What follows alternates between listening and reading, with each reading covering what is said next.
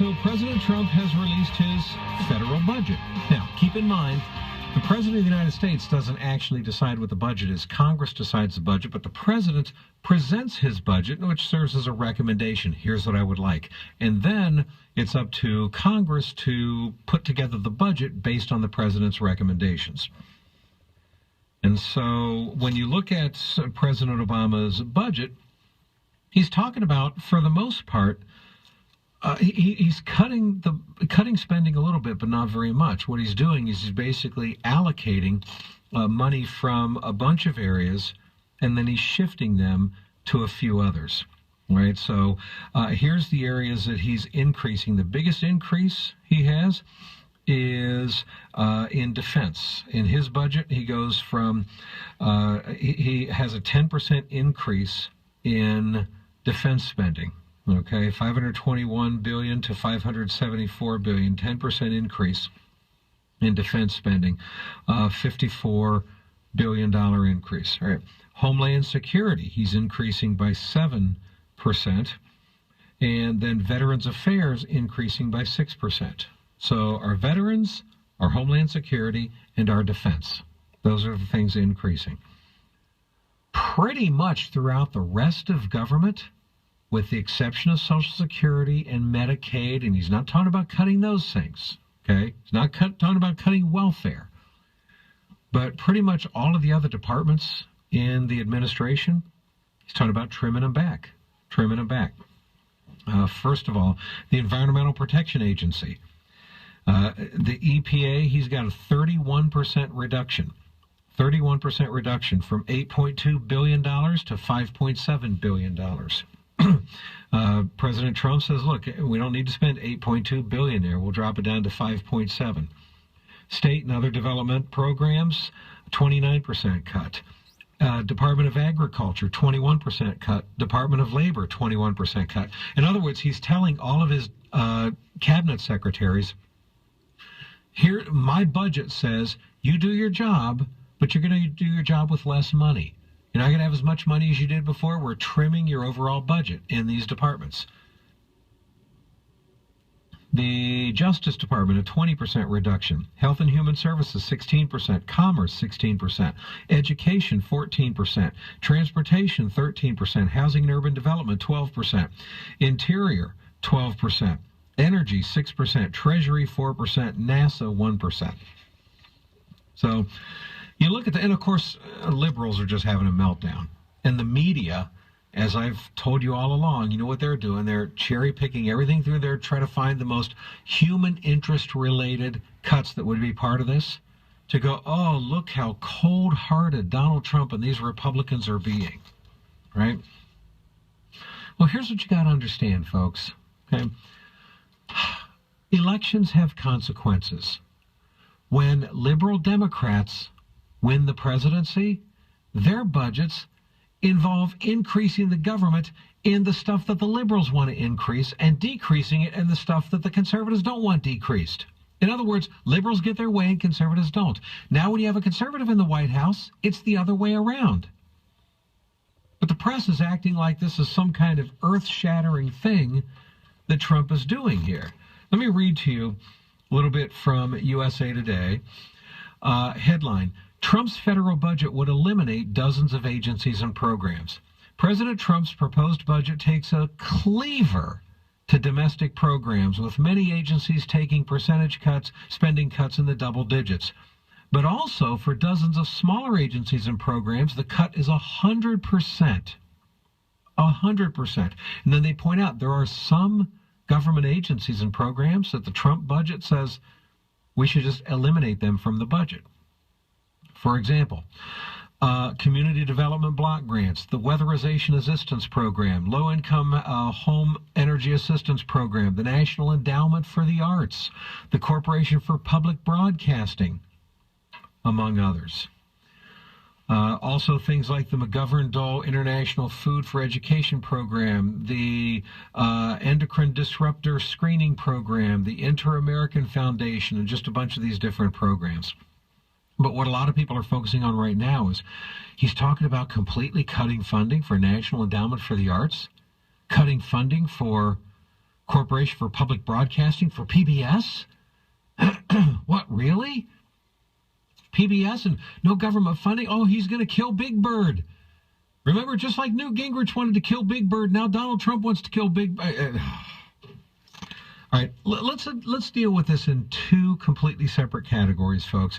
There's the issue of the budget spending that's still there but being reduced, and then there's the issue of programs that are completely being eliminated from the budget. First, let's deal with eliminating things. Okay, National Endowment for the Arts, public broadcasting, things like this. When Trump says, let's eliminate completely funding for these programs, when he says that, what do you think that means? Do you think that means that Republicans are anti the arts? That Republicans are anti-public broadcasting? No, it doesn't mean that at all.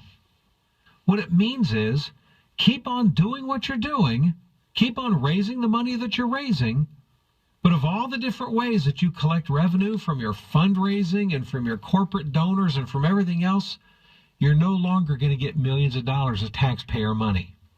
You don't get that. See, folks, National Endowment for the Arts will continue. They receive all kinds of funding from all kinds of different sources. There are donors, corporate donors, and individual donors, and fundraising banquets, and all kinds of things like that that they do to raise money for the National Endowment for the Arts.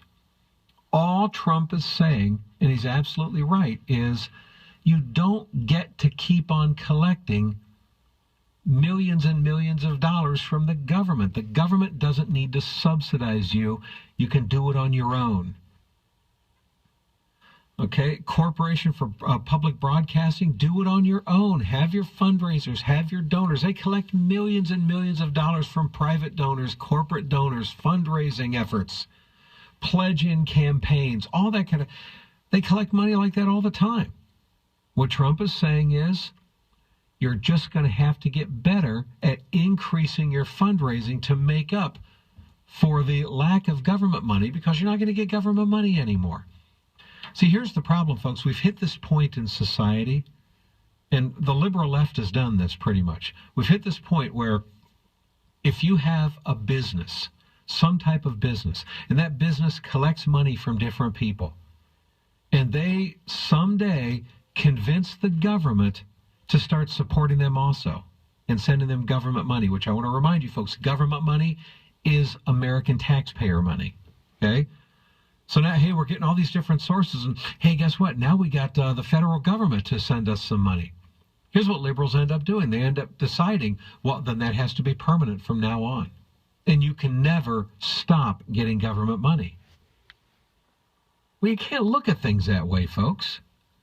I mean, there are a lot of you listening to me right now. You run companies, you run businesses, you try to make a profit, and you have different revenue streams and revenue sources that come to you.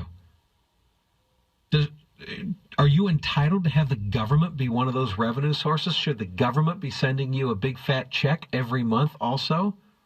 Just to say, well, here, because we just want to give you government money, because we know that your company's providing a good and valuable service, and so therefore the government gives you money. I got news for you, folks.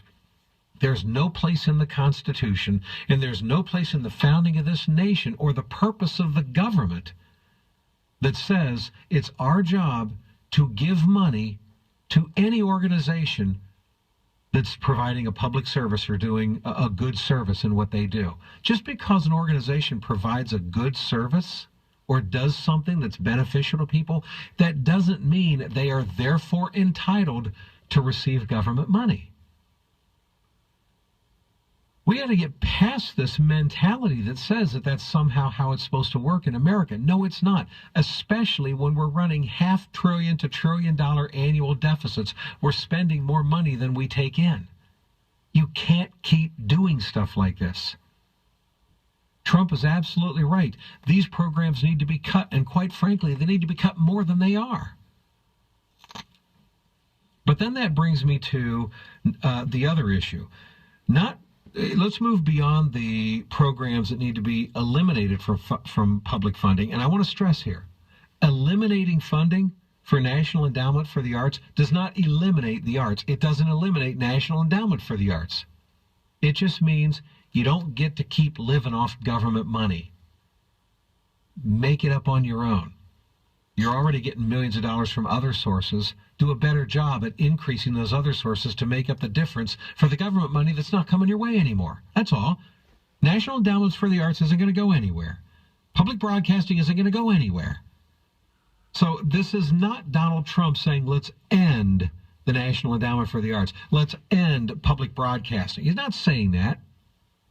He's saying, let's make them pay for themselves and generate their own money. But then we get to the cutting of the budget. Oh, but he's talking about trimming money from the Environmental Protection Agency and from the Department of Agriculture, Department of Labor, and Department of Justice and Health and Human Services, and trimming the budgets of these. And oh my goodness, but don't you see all the good work that they do? And look at all the people that are helped and benefited through Health and Human Services. And look at the people that are benefited through the Department of Education and through Housing and Urban Development. And oh my goodness, and the Department of Agriculture and the Department of Interior. And don't you even care about our parks? And the Department of Energy, don't you care about clean water? Trump is not saying to get rid of those departments. He's saying we're spending too much money in those departments. We need to trim back. We need to spend less because we don't make enough to pay for everything that we're spending money on. And I submit to you folks, it is unfair.